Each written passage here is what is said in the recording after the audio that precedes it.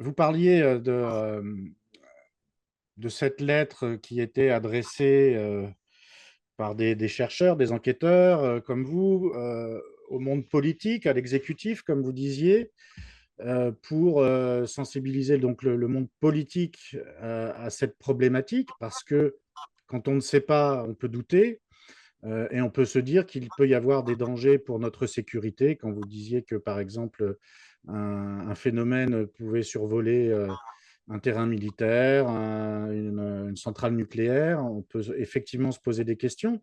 Aux États-Unis, ils ont organisé la même chose, c'est-à-dire que des dirigeants, des sommités, des anciens ministres, des chercheurs, des anciens de l'état-major de l'armée se sont tous réunis avec cette même intention de sensibiliser le monde politique en disant il y a ici des choses dont on doit s'inquiéter, s'intéresser.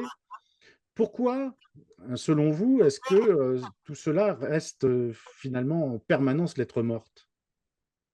Alors voilà, bah, moi ma réponse est très, très simple, est très, très simple. Heu, alors, le CIPO a fait la lettre effectivement à ces 3 entités, le président de la République, donc ça c'était Emmanuel Macron, Florence Parly, ministre des Armées, Roselyne Bachelot, elle ne l'est plus, mais elle était ministre de la culture, de la culture à l'époque, pour qu'ils prennent en considération ce phénomène.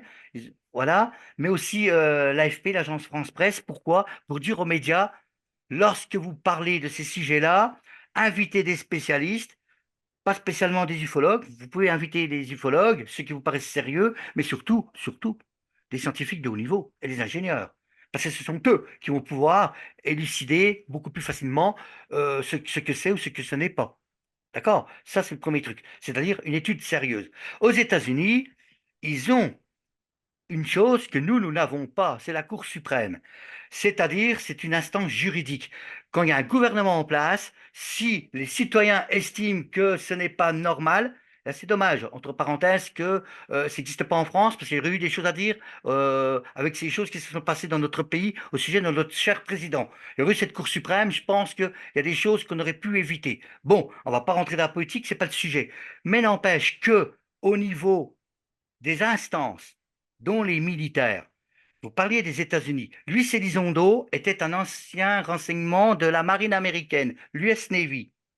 Et lui, il a contacté Leslie Kean, qui est journaliste au, si je ne me trompe pas, de quotidien, le New York Times. Juste ça, hein.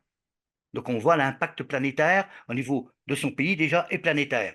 Luis Elizondo, il dit quoi? Il dit simplement que le groupe euh, de l'aéronaval dans la baie de San Diego en 2004. Il y avait le porte-avions Nimitz, il y avait l'USS Princeton, ce bateau muni d'instruments de détection. Ils étaient en manœuvre dans un premier temps. Et de l'autre côté, Kevin Day, dont je suis en contact. Je l'ai dans mes contacts, Kevin Day. C'est le radariste du USS Princeton. Il dit, mais ce cirque-là, ça a duré des années, monsieur. Ça n'a pas duré 2 jours. Simplement, l'affaire du Nimitz de la baie de San Diego, c'est celle qui a défrayé la chronique. Pourquoi? Il y a des chasseurs Hornet F-18 qui ont pris qui ont pris des vidéos. Il y a 3 vidéos qui ont été mises en ligne sur YouTube. Les gens peuvent les voir. Leur nom, Gimbal, Go Fast et Tic Tac. Et on voit beaucoup le Tic Tac. Et on entend le commandant David Fravor qui commente cette vidéo. Donc là, on est sur du factuel. Et là, à l'heure où je vous parle, c'est débattu au Congrès américain. C'est-à-dire les politiques se sont accaparés le sujet et ils ont été soutenus par Chris Mellon, qui était secrétaire d'État à la Défense pour l'administration Bush et Clinton, et il est venu à Paris en novembre de l'année dernière pour un événement à la Sorbonne, à l'université de la Sorbonne, qui s'appelait Echo Event. Il y avait en audio visuel, parce qu'il n'a pas pu venir, il y avait le directeur de Harvard, Avi Loeb. Avi Loeb qui a présenté l'objet interstellaire Oumuamua, qui veut dire petit messager en hawaïen. Pourquoi? Détecté par le télescope de Hawaï. Hein? La, la, la, Oui, c'est la, ce qui la- ressemblait à une sorte d'astéroïde, si je me souviens bien, allongé Alors, alors, au mouvement de déplacement suspect, c'est ça?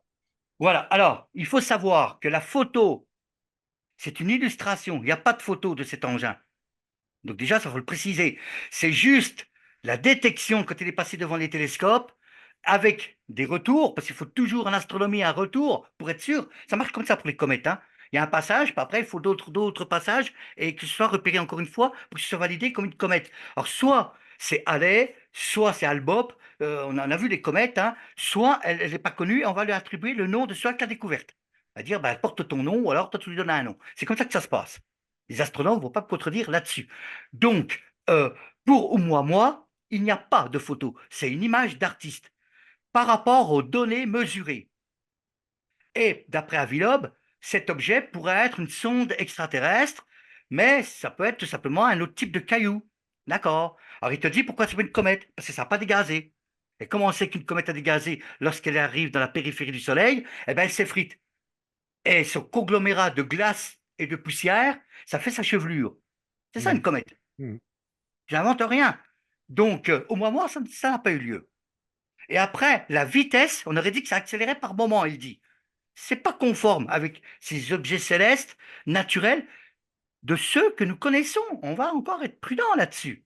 Donc, Avilop s'est dit, après tout, est-ce que c'est pas un caillou qui aurait été ou quelque chose mis en place qui ressemble à un objet naturel qui a été créé par une civilisation qui est peut-être éteinte alors, c'est peut-être un vestige à l'heure où je parle. Voilà ce que dit Avilop. Avilop, donc, il a quand même participé en audio, comme nous sommes tous les deux, en audiovisuel, à Echo Event, et il y a eu Jacques Vallée. Jacques Vallée, quand même, astronome reconnu mondialement, français, qui est aux États-Unis. Et Jacques Vallée, nous, on travaille à Moufone sur la nomenclature. LL, lumière nocturne, LD, lumière diurne, RR1, rencontre rapprochée du premier type, deuxième type, troisième type, quatrième type. On travaille sur cette nomenclature. C'est lui qui l'a fait. Il a repris de Joseph Alan Hynek. Pourquoi il a connu Joseph Alan Hynek à la période du projet Blue Book, sur des affaires, sur des dossiers. Donc, on est bien sur des choses factuelles. Et donc, les États-Unis, le citoyen a sommé par une loi qui a eu lieu. C'est le FOIA, Freedom of Information Act. C'est-à-dire que n'importe quel citoyen dans le monde peut demander des comptes sur des dossiers secrets aux États-Unis, à condition que ça n'enfreigne pas la sécurité du dit pays. Vous moyennez quelques dollars, c'est ce que Jean-Gabriel Grélé il a fait, pour avoir des dossiers qu'on appelle déclassifiés. Dans mon premier livre, je vous ai mis la liste des pays qui ont déclassifié. L'Italie, c'est le Vatican. La Russie, c'est pas l'armée de l'air, c'est la marine et le KGB de l'époque, puisque maintenant le KGB a été dissous depuis l'effondrement du bloc de l'Est et devenu le FSB. Entre parenthèses, c'est la même purée, entre nous. Bon, bah voilà. Donc, on est sur des affaires très très sérieuses. Nous, en tant que civils, nous demandons quoi? C'est que les autorités admettent qu'il y a des choses qui les dépassent et par excellence, que ce sont des choses inconnues et que ce n'est pas à eux, et voir que c'est peut-être pas à l'humain tout court. Et là, je dis bien peut-être. Je veux que ce soit pris en compte, ça se peut-être. J'affirme pas des choses que je ne peux pas prouver. Mais une chose est sûre, il y a un certain nombre. Alors c'est un petit chiffre, hein. Joël Ménard de la revue LDLN, paix à son âme, il est disparu il y a un peu plus d'un an maintenant, qui a tenu pendant un- presque 40 ans, si je ne me trompe pas, 30 à 40 ans, cette revue, la plus vieille revue ufologique, ce sont des rapports d'enquêteurs, Lumière de la nuit. Joël Ménard disait, vous savez, ce chiffre, il descend, pourquoi on a des moyens qui nous permettent maintenant de dire ce que c'était, alors qu'à l'époque, on ne pouvait pas le dire. Et puis, il y a aussi tout simplement, peut-être moins de phénomènes, et le chiffre, il descend. À l'époque, c'était 26%, hein, donné le chiffre par le GEPAN il y a 20 ans en arrière, il y a 10, 20 ans en arrière. Maintenant, on est descendu à 3. Et Joël Ménard, il disait fort justement, et au combien même que ça descende à 1%, c'est ce qui risque d'arriver. Eh ben, 1%, c'est pas zéro. Ça veut dire que ça existe. Simplement, ça n'interfère pas de la vie de tous les jours. Et Madame Machin peut s'occuper de sa petite vie et de savoir, et c'est très normal, et de savoir que vont devenir ses enfants, parce qu'à l'école, il y en a qui marchent bien, l'autre qui marche pas, peu importe. Chacun est préoccupé, l'autre a ses matchs de foot, l'autre a bricolé dans son local. Les gens ont leur vie. Et Jean-Gabriel Grélé, que j'ai rencontré en 2012, qui était pilote quand même de ligne, pour le dire, et qui avait été pilote, même cadet, dans la base de Virginie lorsqu'il était militaire, puisqu'il était breveté pilote d'élite par les États-Unis. Il y avait des accords bilatéraux.